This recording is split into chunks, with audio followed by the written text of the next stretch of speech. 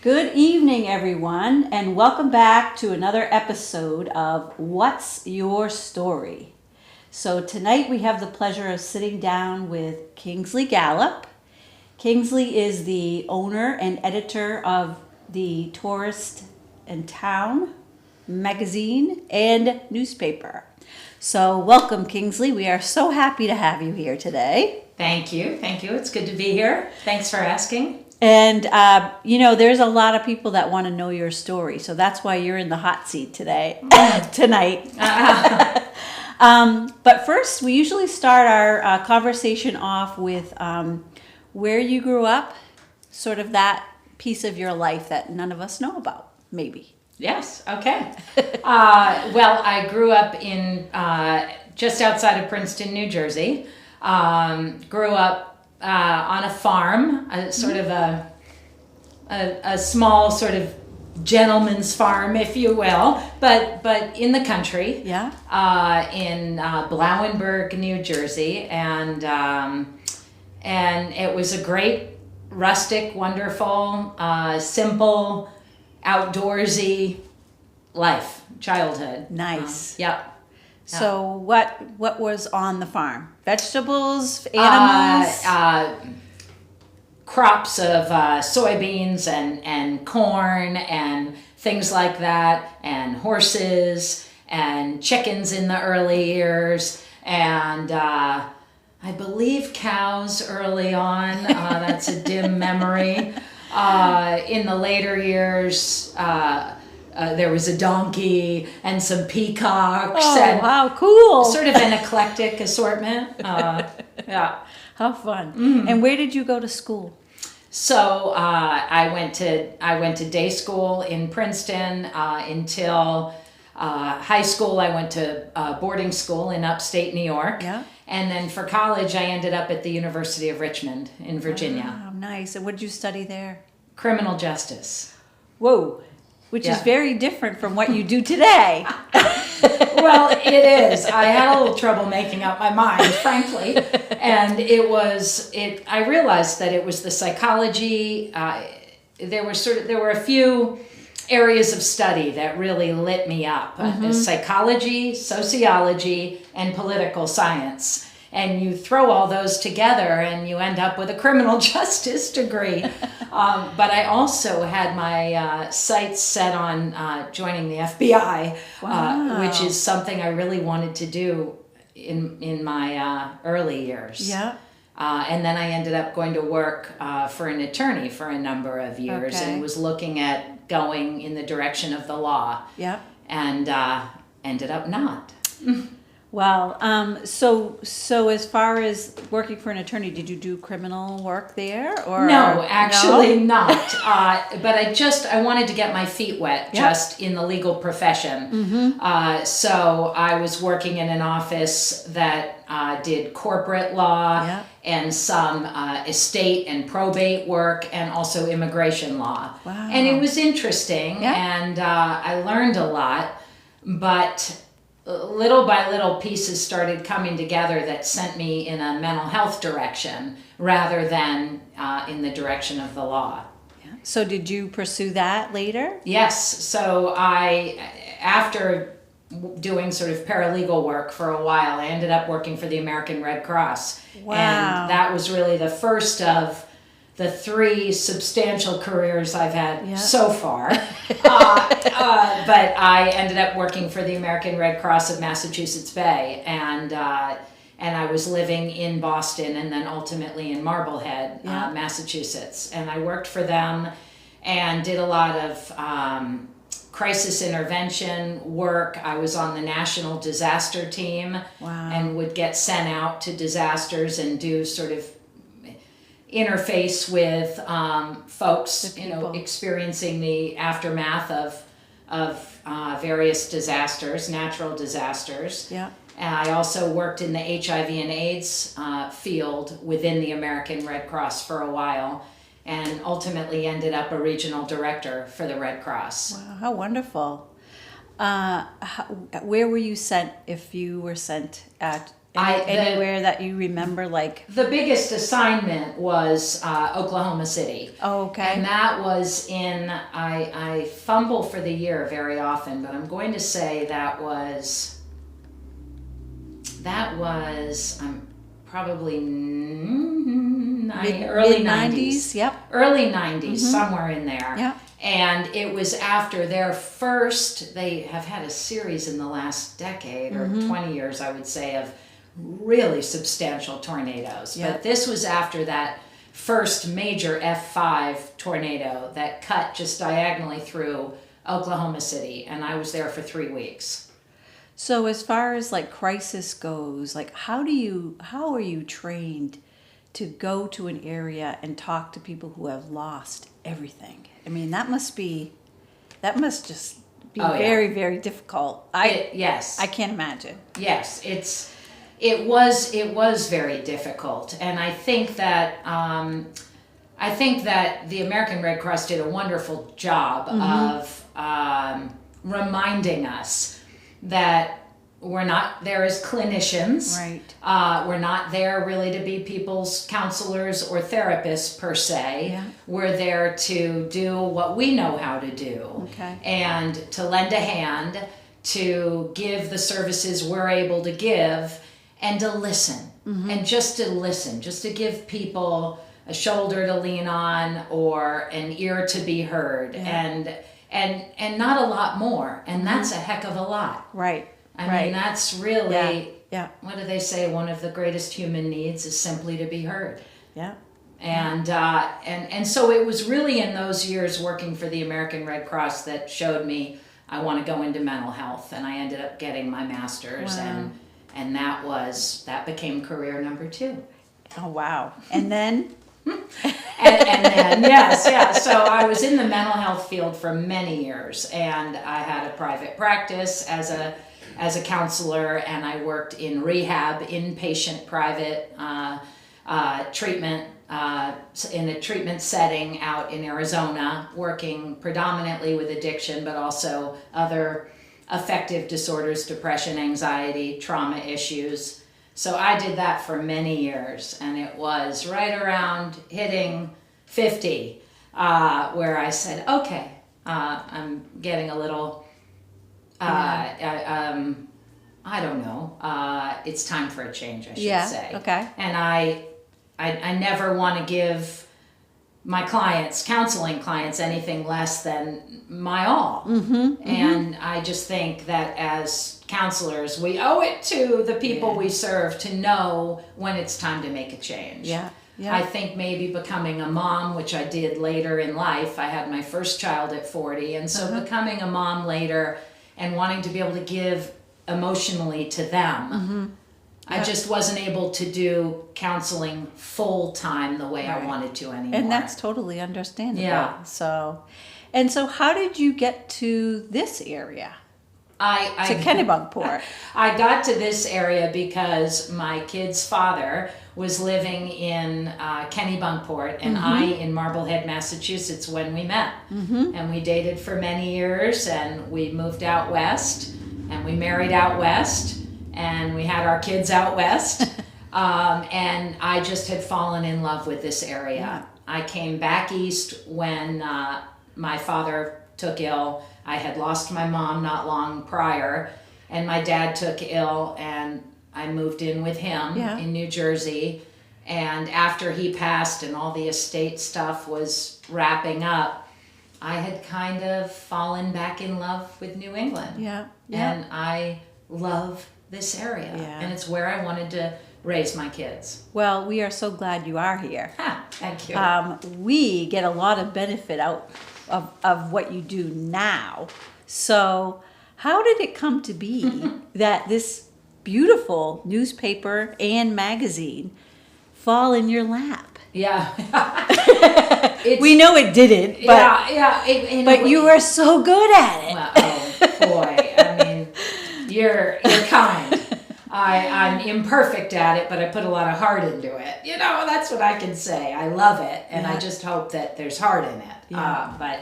I'm learning every single issue that comes out. I learn some new things, and I say a lot of I'm sorry's, but but it came about. As I said, right around 50, I thought, okay, it's time for another wave, and I love change. I love it, and so I thought it's time for a change, career change. Yeah. I've always been a writer, and I've always loved the written word. I grew up the daughter of a father who read newspapers voraciously every single day. You know, a mountain of newspapers would develop next to his armchair every morning, and I just really savor newspapers and magazines. And someone, a friend of mine who just knew that about me, but I don't even know if I had necessarily said I'd really love to own a publication one day, but someone who knew me well enough to know that it might be a good fit essentially whispered in my ear. And Great fit. And in your name, Gallup, isn't there something about a relationship with like the Gallup polls, or is that right? Yes, my grandfather started the Gallup poll. Okay. So you love to just pull stuff in and lay it out. Yeah. Isn't that cool? Well, I think what runs through our bloodline, and my grandfather just exuded this, but my father just as much in his own way, and I've got this in me, is curiosity. That's what really runs through our bloodline. Yeah. So my grandfather was curious to know what the American public wanted, believed, felt, needed. My dad carried that torch right alongside him his whole career and ran, the organization. And then I kind of find that plays into what I do now. Sure does. Sort of what do people want to know about? Yeah. Who do they, who are the people in town that are doing things that we need to know about? Yep. And that kind of thing. So this came about. And I think you all, the staff that you work with, you all do such a wonderful job of finding those stories that people really want to read about and know about. And let's see if we can just hold up one of the magazine covers for folks. Oh, sure. So this is our new magazine, yes. So and that comes out what, 4 times a year? 4 times a year. We've put out 3 magazines so far. Wow. This is our summer edition. It's wonderful. And it's something that, even though it's the summer of 2021, it's something that you can go back through over and over again. I continue to look at the Prelude magazine. Oh, good. All the time. I just love looking at it. I love looking at the stories, the way that you place everything, the ads. I mean, I don't know. It's just very well done.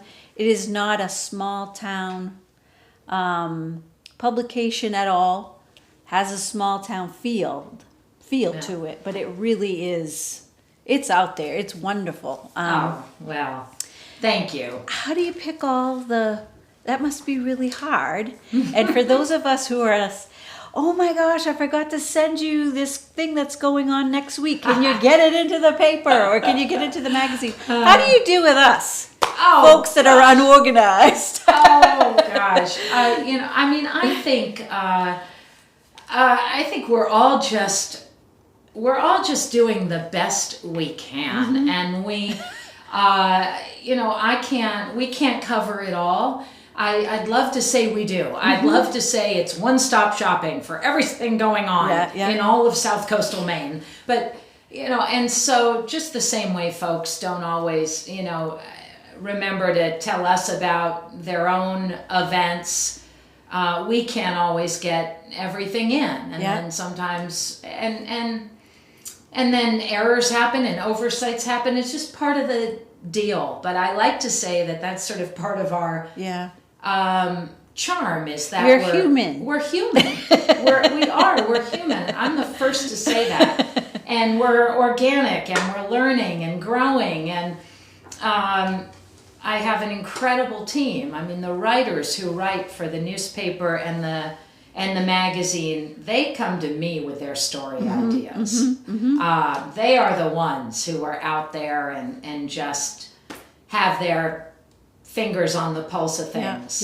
And the stories are wonderful. Our goal really is for the magazine to have a timeless quality to it. That the magazine could sit on a coffee table, people could pick it up anytime and Check. read. You're doing it.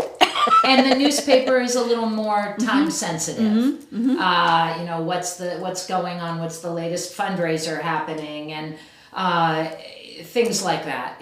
Who's just won an award for something, and what live music is out there, and what are all the wonderful things going on at the Graves Library, and there are a ton of them. So we just wanted to be able to hit both ends of it. But there's always more we would love to do. Yes. So let's take a look at the weekly. Oh yes. And this is the newspaper. So that is the newspaper. And this cover, I was saying to Kingsley before we started this, this particular cover brought me to tears when I saw it. When I looked inside the cover, and it was Paul Bonneau, who we just recently lost, local artist, wonderful person. How did you quickly change to get that cover on? Because he just died, and this was there, and it was... Well, that's the kind of thing that's just enormously important to me and our whole team, and is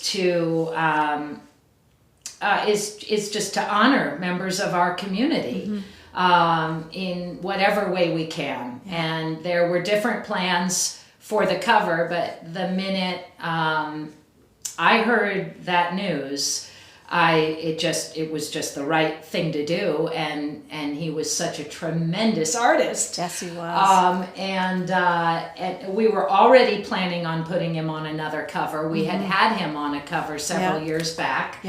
And it just felt very right. And Joe O'Connor, one of our feature writers, did a beautiful tribute. She did. Paul and Joe were dear friends.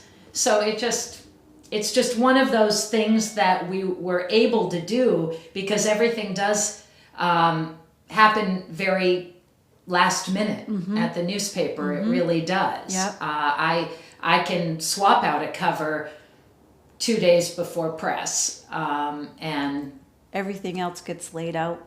So, and how long does it take you to put a newspaper together? Like one issue, how long? Is that in the works? Are you building the set, so to speak, before? A little bit. It's sort of I gather the pieces, and they all come into different folders: calendar and music and editorial, and so the folders grow. And then it's about 4 to 5 days. About 4 to 5 days where I'm pulling out the pieces and starting to really get them all laid out. Like putting the puzzle together, which is one of my favorite things to do. And you have an online version. Yes, we do. Yes. And how does one get either a copy of the print or the online version? What do they have to do? The online version is just at touristintown.com. Okay. And all of our issues are there, as well as a number of other local resources that we have online. And so that's a great place to go to just check out what's going on, and where can I go. As I said earlier, here's some music tonight, and how about the tide chart, and and just to look at the beautiful covers. And actually, I think the issues present really beautifully online. The color. Newsprint is newsprint. Right. Sometimes I say to myself, that green was meant to be bolder on the cover, but it's newsprint. Right. And we all understand that. Yes. Yeah. So that's where folks can find it online. And then as far as picking it up, we are at about, well over 200 drop sites from Kittery to Old Orchard Beach. We actually have been sort of revamping our distribution process during this year, during 2021, by really going to each either former or present drop site and saying, do you still actively want to carry the newspaper? Would you like to also carry the magazine? Are they in your way? Would you rather not have them anymore? That's okay too. Or would you like us to bring you more? So I feel as if we've really been kind of cleaning house with our distribution, so that when we print our distribution list, which we do in most of the editions of the newspaper, we can say that every single one of those places is a really strong drop site. You can find them there. And when in doubt, folks can just come to the old train depot. Which brings me to my next question. Great segue. Oh, hey, I didn't even mean to. So that beautiful building is, do you know the history of it? Besides it being a train depot, are you going to start investigating that a little bit? It's just unbelievable, the snippets that are rolling in. Yes, good. So we're talking about the depot, and prior to you owning it, it was owned by Dietz Associates. Yes. So there was a lot of magic that came out of that building. Oh, yeah. And with you there's going to be even more magic coming out of it. But we're so happy that you're there. That's a great space. Well, thank you. So did you start in a closet, and then you moved to a desk, and then now you're there? Well, I was never actually in a closet, thankfully, but I was at essentially my dining room table, and ever since purchasing the newspaper in January of 2018. Yeah. Just working out of the center of my home. And I have 2 young kids and 4 pets. Yeah. And our downstairs doesn't have doors. It's open concept. And that just made it increasingly difficult to focus both on being a mom and on being a publisher, because I want to be able to give my kids my undivided attention and not have to say, hold on, guys, hold on. I'm finishing something. Right. And now it's just glorious. Yeah. I don't even have a computer at home. Good for My you. kids do. Good for but you. I don't. That's nice. And I love it. Yeah. And I have a dining room. It's and you can just focus on them beautiful. when you're there, and you could focus on work when you're there. It's terrific. That's but great. The old depot, I've just loved that building as long as I've been in this town, which is over somewhere between 10 and 11 years. And I just love it. Tim Dietz filled it with his wonderful, generous, kind energy. Yes. I mean, he really did every corner of it. Yep. And Kathy has been just fabulous to work with through this process. I've only been in there not even a month. Tourist in Town is only inhabiting a small portion of it. Yeah. So I'll be looking for folks to come in and that's great. share the space. Yeah. But the stories are just pouring in. Someone stopped in the other day and started telling me all about the Freedom Train and when it came through. Yeah. And putting quarters on the track as a yeah. little boy. and the mail coming through there. And so I'm thinking about regularly doing some stories about Dispatch, if these walls could talk, so to speak. Yeah. We would all be for that. We want to know more. Yeah. So it's a great place. It's a great idea. Now, what happens when do you tell somebody comes in for a meeting with you? Do you let them know that, oh, by the way, the Downeaster is going to be running through in 5 seconds, and you're going to feel like yes, when I'm able to do the preemptive. Yeah. Unfortunately, I don't always get to people in time.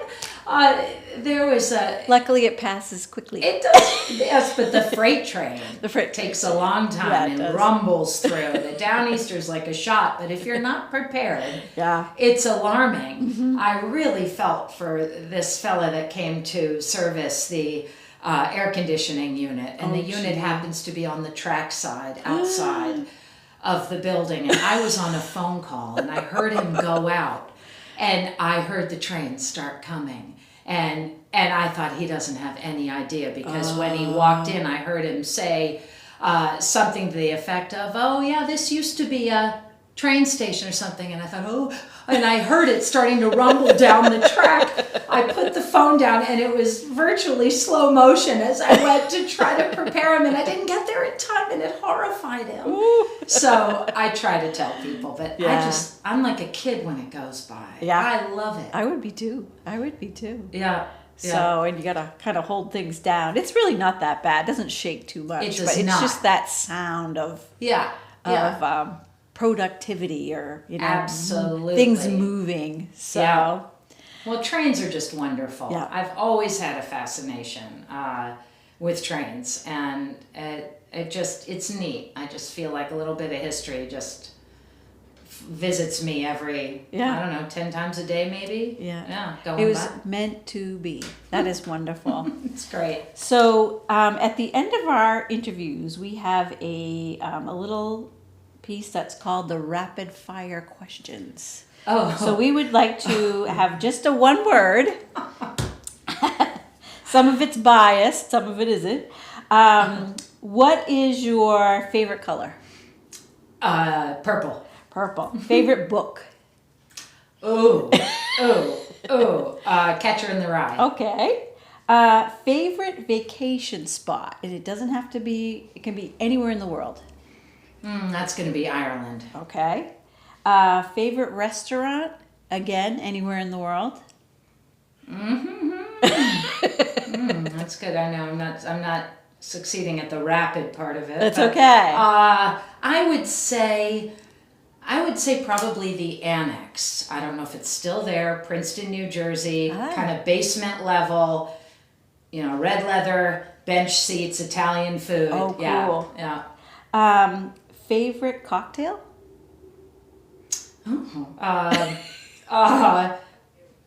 A margarita. Very good. Salt? With salt? With salt. I thought you were asking what's my favorite salt. And I'd say, you have to talk to Jo O'Connor. She discovered an unbelievable salt. What's your favorite thing to do locally? So if somebody, walks into the depot and they say, I'm looking for something to do locally, what advice would you give them? Well, I would say that there are some beautiful drives just to hug the coastline and drive up the coast. I would say that rent some bicycles just to walk around Lower Village and Dock Square. Aren't we lucky? Aren't we lucky that we're here? So lucky. Yeah. Go into some of the mom and pop shops for sure and give them your love. Yeah, good advice. Do you have a favorite library? Oh, well. Well, it doesn't have to be this one. It is this one. It is. I think you all do such unbelievable things here. Oh, thank you. Really. Thank you. I really do. So, thank you. Yes. So our last question, if somebody wanted to get into this line of work, what would you say to them?